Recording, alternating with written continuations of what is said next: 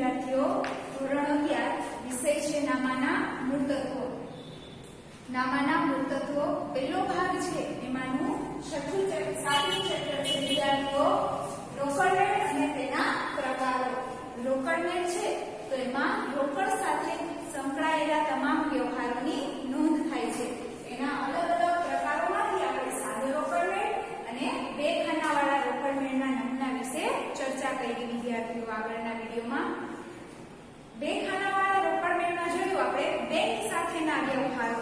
તો બેંક સાથેના વ્યવહારો છે એમાં આપણે જમા ખર્ચી વ્યવહારો, વેચાણ સેવા, ચેકને કરવાના વ્યવહારો, બેંક ચાર્જીસ, બેંક કમિશન જેવી બાબતોની ચર્ચા છે એ આગળના વિડીયોમાં કરી હતી. એ ઉપરાંત ઝડપી સમયગાળામાં ઝડપી સુવિધાઓનો લાભ મેળવવા માટે બેંક દ્વારા કેટલીક સુવિધાઓ આપવામાં આવે છે, જેનો આજે આપણે આ વિડીયોમાં અભ્યાસ કરીએ તો જેના નામ છે આરટીજીએસ, એનઈએફટી, ડેબિટ કાર્ડ અને ક્રેડિટ કાર્ડ. આ અલગ અલગ શબ્દોની આજે આપણે સમજૂતી આ વિડીયોમાં મેળવીએ વિદ્યાર્થીઓ. તો સૌપ્રથમ આપણે જોઈએ આરટીજીએસ. આરટીજીએસ ટૂંકમાં કહેવામાં આવે છે આરટીજીએસ નું પૂરું નામ છે real time gross settlement. Real time gross settlement. એક માર્કમાં વિદ્યાર્થીઓ તમને આ પ્રશ્ન તરીકે પૂછાઈ શકે કે આનું પૂરું નામ જણાવો. તો બે નામ તમારે અહીંયા યાદ રાખવાના છે. બીજું નામ છે એનઈએફટી, જેને ટૂંકમાં કહેવાય છે એનઈએફટી, જેનું પૂરું નામ થશે national electronic fund transfer. National electronic fund transfer. આ બેમાંથી કોઈ પણ એક શબ્દ છે એ તમને એક માર્કના પ્રશ્ન તરીકે પૂછાઈ શકે કે આરટીજીએસ નું પૂરું નામ જણાવો અથવા તો એનઈએફટી નું પૂરું નામ જણાવો. તો હવે આપણે પહેલા આરટીજીએસ ને સમજીએ. તો આરટીજીએસ છે રિયલ ટાઈમ ગ્રોસ સેટલમેન્ટ છે, એટલે કે વ્યવહારો છે. જ્યારે બેંક દ્વારા છે એ કોઈ વ્યક્તિને ઝડપથી નાણાં બીજા વ્યક્તિને મોકલવા હોય તો મિનિટોમાં જ આરટીજીએસ દ્વારા છે એ એક જગ્યાએથી બીજી જગ્યાએ છે એ ખાતામાં નાણાં ટ્રાન્સફર કરે છે. જે બેંકમાં ખાતેદાર વ્યક્તિઓ છે એ ખાતેદાર ગ્રાહક અને વેપારી છે એકબીજાના બેંકમાં ખાતા હોવાથી એક બેંકમાંથી નાણાં આપવામાં આવે એ ડાયરેક્ટ બીજા જે કે કોઈ પણ વ્યક્તિને ગમે તે સ્થળે 30 મિનિટના સમયગાળામાં છે એ આરટીજીએસ દ્વારા નાણાં પહોંચી જાય છે.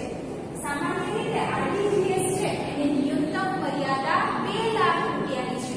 2 લાખ કે તેથી વધુ રકમ મોકલવી હોય તો આરટીજીએસ નો ઉપયોગ કરવામાં આવે છે. આરટીજીએસ છે એની ન્યૂનતમ મર્યાદા 2 લાખ રહી છે, એટલે કે ઓછામાં ઓછા આરટીજીએસ દ્વારા તમે પૈસા મોકલો છો તો એની રકમ 2 લાખ રૂપિયા હોવી જોઈએ. તો આના માટે જ્યારે તમે આરટીજીએસ દ્વારા નાણાં અન્ય વ્યક્તિને મોકલો છો તો ત્યારે તમારું અને એ વ્યક્તિને તમે જેને નાણાં મોકલો છો એનું બેંકમાં ખાતું હોવું જોઈએ. જે નાણાં મોકલનાર વ્યક્તિ છે આરટીજીએસ દ્વારા માની લો ગ્રાહક નાણાં મોકલે છે તો ગ્રાહકે એનો નજીવો એવો ચાર્જ ચૂકવવાનો રહે છે. જ્યારે જે વ્યક્તિ નાણાં મેળવનાર છે એને કોઈ ચાર્જ ચૂકવવો પડતો નથી. કોઈ ગ્રાહક છે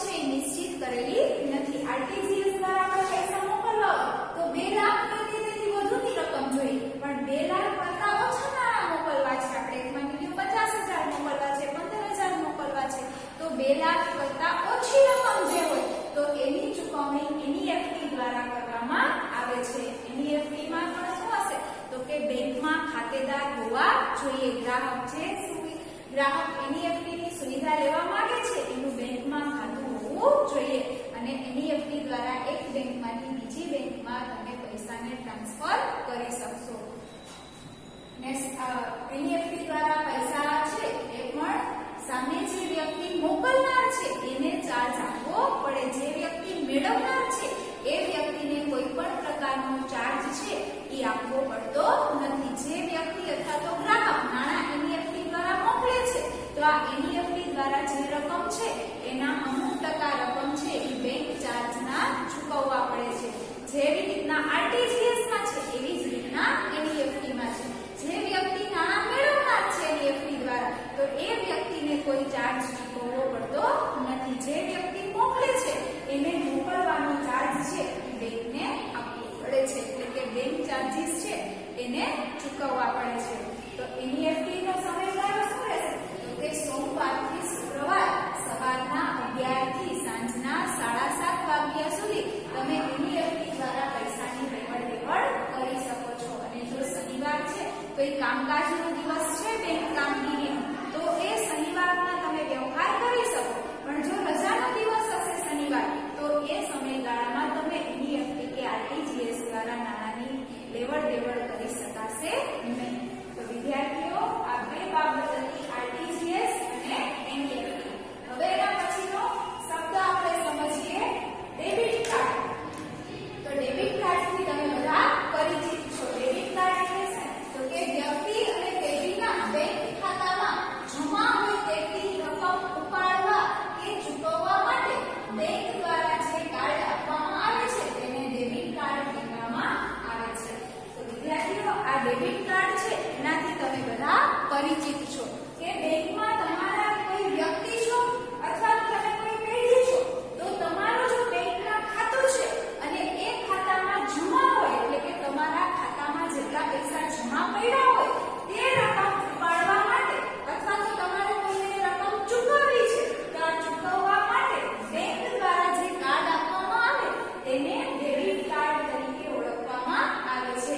તો ડેબિટ કાર્ડને આપણે એટીએમ કાર્ડ તરીકે ઓળખીએ છીએ. આવું હોય છે એ એનો નમૂનો છે. ડેબિટ કાર્ડ છે અહીંયા તમારું જે વ્યક્તિ હશે એનું નામ લખેલું હોય ડેબિટ કાર્ડમાં અને ડેબિટ કાર્ડ છે એવું ડેબિટ અહીંયા લખેલું હોય છે.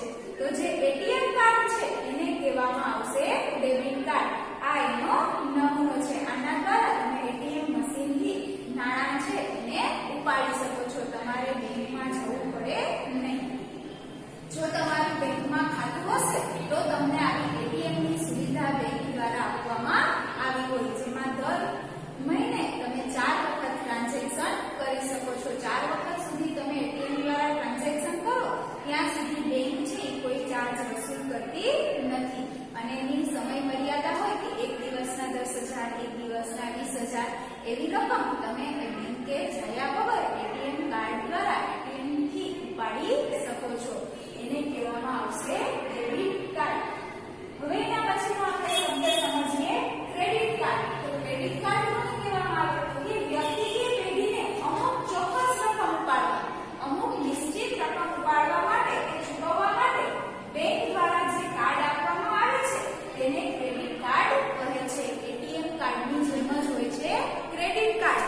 આ ક્રેડિટ કાર્ડ હોય એમાં વ્યક્તિ કે પેઢી જે બેંકમાં ખાતેદાર છે એની ક્રેડિટ એટલે કે સાખના આધારે આપવામાં આવે છે. દરેક ગ્રાહકને ક્રેડિટ કાર્ડ આપવામાં આવે નહીં. દરેક ગ્રાહક છે એની પાસે એટીએમ કાર્ડ હોય એટલે કે દરેક ગ્રાહક પાસે ડેબિટ કાર્ડ હોય પણ દરેક ગ્રાહક પાસે ક્રેડિટ કાર્ડ હોય નહીં. જે પ્રતિષ્ઠિત વ્યક્તિ છે અને બેંકમાં સાખ ધરાવે છે એવા વ્યક્તિને જ ક્રેડિટ કાર્ડની સુવિધા આપવામાં આવે છે. એનો ઉપયોગ પણ ડેબિટ કાર્ડ જેવો જ છે કે તમારે એના નાણાં ઉપાડવા હોય કે ચૂકવવા હોય તો તમે એ કાર્ડનો ઉપયોગ કરી શકો. તો વિદ્યાર્થીઓ અહીંયા તમને આ ડેબિટ કાર્ડનો નમૂનો જોયો આપણે. હવે આ જોઈએ ક્રેડિટ કાર્ડનો નમૂનો. ડેબિટ કાર્ડ જેવું જ હોય છે ક્રેડિટ કાર્ડ, માત્ર એમાં નામ છે અને ડેબિટની જગ્યાએ લખેલું હશે ક્રેડિટ. ડેબિટ કાર્ડ હોય તો ડેબિટ લખેલું હશે અને ક્રેડિટ કાર્ડ હશે તો ક્રેડિટ કાર્ડ. હવે હાલની પરિસ્થિતિના અનુસાર ચિપ અને નામવાળા છે ડેબિટ કાર્ડ અને ક્રેડિટ કાર્ડ આવે છે. પાછળ એના નંબર હોય છે